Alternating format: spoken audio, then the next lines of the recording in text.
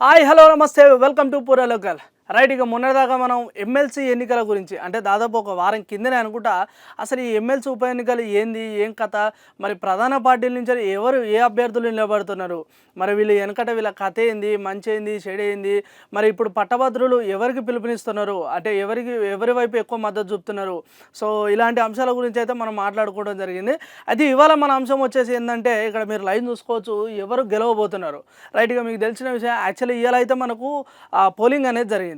మరి ఇంకా రిజల్ట్ రాలేదు, ఎగ్జిట్ పోల్స్ ఏందో కూడా తెలియదు. అయినప్పటికీ కూడా ఎవరు గెలవబోతున్నారు అని మనం ఒక లైన్ పెట్టినామంటే 100% దాని ఇంకా ఏదో ఒక కథ ఉంటుంది. అయితే దాని గురించి కూడా మనం చివరిలో మాట్లాడుకునే ప్రయత్నం చేద్దాం. అయితే ముందుగా మరి వాళ్ళ ఎమ్మెల్సీ ఉప ఎన్నిక ఏ విధంగా జరిగింది, అసలు ఎన్ని పోలింగ్ కేంద్రాలు ఏర్పాటు చేశారు, మరి అక్కడ ఆ పట్టభద్రులు ఎంతవరకు పోలింగ్ నమోదు చేసుకున్నారు, అలాగే మరి అక్కడ ఉన్న పోలింగ్ శాతం ఏ విధంగా వచ్చింది, మధ్యాహ్నం వరకు కానీ లేకపోతే ఈవినింగ్ అంటే రాత్రి సాయంత్రం వరకు కానీ ఏ విధంగా వచ్చింది.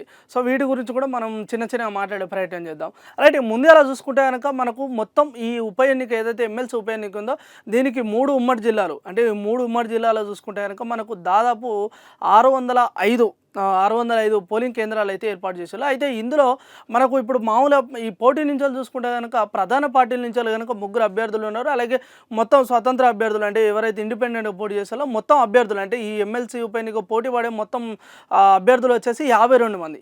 ఈ 52 మందిలో 3 మనకు ప్రధాన పార్టీ నుంచి ఉన్నారు, మిగతా వాళ్ళు ఇండిపెండెంట్ నుంచి. అయితే ఈ 3లో మీరు చూసుకోవచ్చు మన కాంగ్రెస్ నుంచి చూసుకుంటే కనుక తీన్మార్ మల్లన్న, అలాగే ఇటు చూసుకుంటే కనుక బీజేపీ నుంచి చూసుకుంటే ప్రేమేందర్ రెడ్డి, అలాగే మనకు బీఆర్ఎస్ నుంచి చూసుకుంటే కనుక రాకేష్ రెడ్డి. సో వీళ్ళైతే ప్రధాన పార్టీల నుంచి అయితే మంచి పోటీ ఇస్తున్నారు. అయితే ఇందులో గతంలో కూడా వీళ్ళు మరి ఇంతమంది కూడా ఎమ్మెల్సీకి పోటీ చేశారా ఏంటి అని చెప్పేసి కూడా మనం రీసెంట్ వీడియోలో కూడా మాట్లాడుకోవడం జరిగింది. రైట్. ఇక నెక్స్ట్ చూసుకుంటే కనుక మనకు మొత్తం 12 జిల్లాలు, ఈ 3 ఏదైతే ఉమ్మడి జిల్లాలు ఉన్నాయో ఇందులో చూసుకుంటే మనం మొత్తం 12 జిల్లాలు. ఈ 12 జిల్లాలలో మొత్తం మనకు వచ్చేసి 34 అయితే అసెంబ్లీ నియోజకవర్గాలు ఉన్నాయి. అయితే ఇక్కడ మరి ఏ జిల్లాలో ఎంత పోలింగ్ నమోదైంది, అసలు పట్టభద్రులు ఏ విధంగా వాళ్ళ ఓటును వినియోగించుకున్నారని చెప్పేసి దాని గురించి కూడా మనం మాట్లాడుకునే ప్రయత్నం చేద్దాం. రైట్. ఇక ముందు చూసుకుంటే కనుక మనకు ఖమ్మంలో వచ్చేసి 49% ఓటింగ్ అయితే జరిగింది. రైట్. నెక్స్ట్ చూసుకుంటే కనుక భువనగిరి 47%, సూర్యాపేట 52%, జనగాం 49%, ఇక హన్మకొండ చూసుకుంటే కనుక 50%.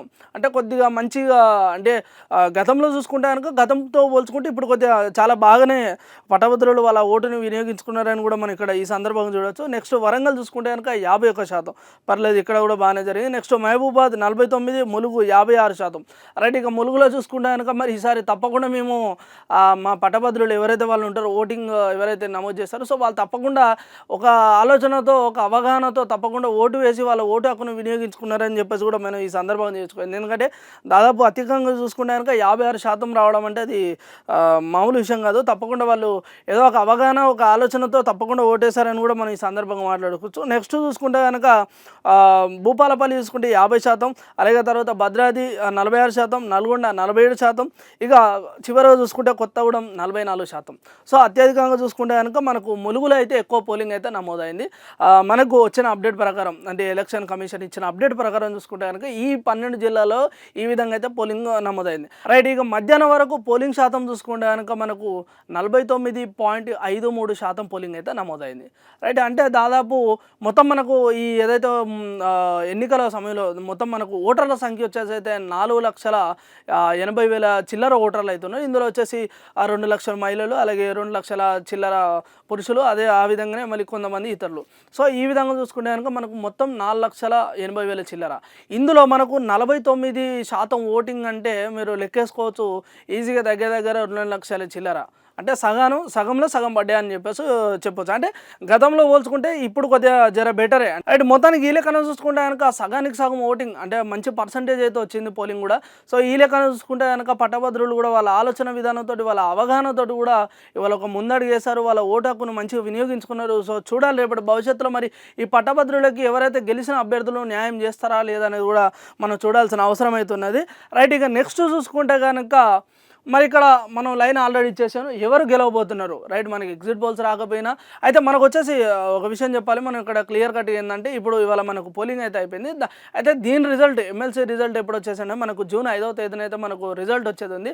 సో అప్పటి వరకు మనం వేచి చూడాల్సిందే. అయితే ఈ క్రమంలో మనం ఇంకొక విషయం మాట్లాడుకోవాల్సింది ఏంటంటే, మనం ఒక సోషల్ మీడియాలో ఉన్న ఏదైతే ఈ మాధ్యమాలని వాడుకొని కానీ లేదంటే కొన్ని సర్వేలను చూసుకుంటే కనుక మనకు కొంతమంది అభ్యర్థులు అంటే ఇప్పుడు ఇందులో ఉన్న ఎవరు గెలుస్తారు అనేది కూడా మనం కొద్ది గొప్ప చెప్పుకునే ప్రయత్నం కూడా చేద్దాం. రైట్. ఇక ముందు నుంచి చూసుకుంటే కనుక మనకు కాంగ్రెస్ నుంచి తీన్మార్ మల్లన్న, అలాగే బీజేపీ నుంచి ప్రేమేందర్ రెడ్డి, ఇక బీఆర్ఎస్ నుంచి చూసుకుంటే రాకేష్ రెడ్డి. అయితే గతంలో మనం మాట్లాడుకుందాం, ఇక్కడ కాంగ్రెస్ ఏదైతే ఉందో ఆ కాంగ్రెస్ పార్టీలో తప్పకుండా తీన్మార్ మల్లన్న గతంలో పోటీ చేశాడు. అలాగే ఒక మంచి ఒక రెండవ స్థానంలో రావడం, అప్పుడు ఇండిపెండెంట్గా పోటీ చేశాడు కాబట్టి రెండవ స్థానం వచ్చాడు, అది చాలా మంచి విషయం. అయితే ఇదే క్రమంలో గతంలోనే ఏ పార్టీ సపోర్ట్ లేనప్పుడు ఆయన అంతా ఆ విధంగా గెలిచాడు ఎమ్మెల్సీలో.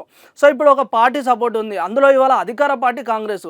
సో మరి అధికార పార్టీని దృష్టిలో పెట్టుకుని కొంతమంది అభ్యర్థులు ఎవరైతే పట్టభద్రులు ఉండో పట్టభద్రులు ఓటర్లు ఎవరైతే ఉంటారో మరి వాళ్ళు కూడా ఆలోచన చేసి మరి ఇవాళ పార్టీని చూసి ఓటు చేశారా లేకపోతే అక్కడ ఉన్న అభ్యర్థిని చూసి మరి ఓటేశారా అని చెప్పేసి కూడా మనం ఈ సందర్భంగా మాట్లాడచ్చు.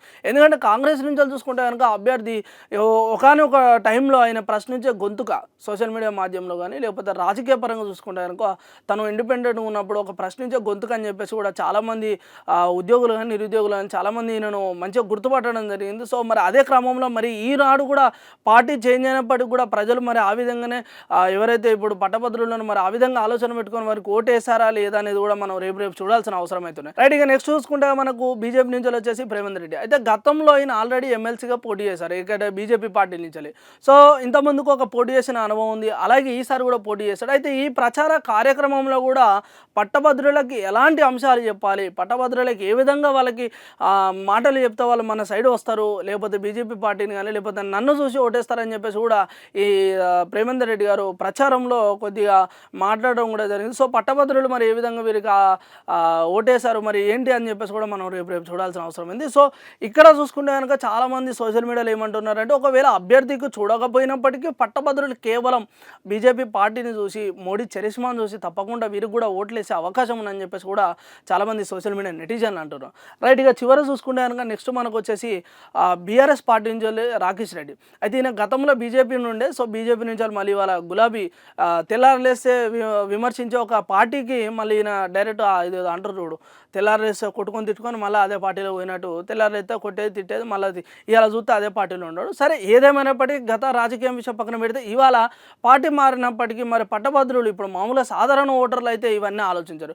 కానీ ఇక్కడ ఎడ్యుకేటెడ్ ఎవరైతే ఓటర్స్ ఉంటారో మరి గ్రాడ్యుయేట్ ఓటర్స్ తప్పకుండా వారు ఏ పార్టీలో ఉన్నారు ఇంతమందికి, ఇప్పుడు ఏ పార్టీలో, వీరి సిద్ధాంతం ఏంటి, వీరి ఆలోచన ఏ విధంగా ఉంది, రేపు పొద్దున మరి మాకు తప్పకుండా వీరు న్యాయం చేస్తారా లేదా అనే ఆలోచనతో కూడా పట్టభద్రులు వీరికి ఇవాళ ఓటేయడం జరిగింది. సో ఈ ముగ్గురు అభ్యర్థుల పరిస్థితి చూస్తే కనుక ఈ విధంగా ఉంది. సో అయితే మనకు సోషల్ మీడియాలో కనుక చూసుకున్నా కానీ లేకపోతే నెటిజన్లు మాట్లాడిన విధంగా ఇక్కడ ఇవాళ మనం మాట్లాడుకోబోతే ఇవాళ ఇక్కడ ఎవరు గెలవబోతున్నారంటే తప్పకుండా మనం బీజేపీ నుంచి కానీ లేకపోతే ఇటు బీఆర్ఎస్ పార్టీ నుంచి కానీ మంచి పోటీ ఉన్నదని చెప్పేసి అనుకోవచ్చు. ఎందుకంటే మీరు అనవచ్చు కాంగ్రెస్ పార్టీ కదా ఇక్కడ అధికార పార్టీ కదా అని చెప్పేసి, అంటే ఇక్కడ మోడీ చరిష్మా ఉండడం, అలాగే బీఆర్ఎస్ అంటే దాదాపు మన అసెంబ్లీ ఎన్నికలు ఓడిపోయినప్పటికీ ఇవాళ మేము అంటే గతంలో వీళ్ళు ఎమ్మెల్సీగా గెలిచారు, పల్లా రాజేశ్వర్ రెడ్డి గారు రాజీనామా చేశారు, ఇప్పుడు తనకి ఎమ్మెల్యే రావడం పదవి.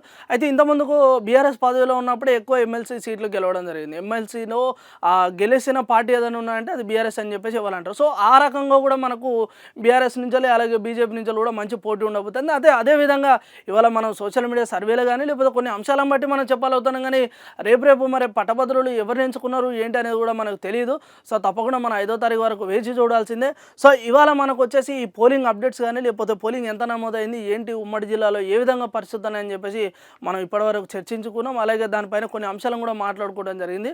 సో ఇవాళ మన పొలిటికల్ టాపిక్ వచ్చేసి అయితే ఇదే. రేపు మరొక పొలిటికల్ టాపిక్లో మళ్ళీ కలుద్దాం. అంతవరకు చూస్తూనే ఉండాలి పూర్వలోకాలు. రైట్.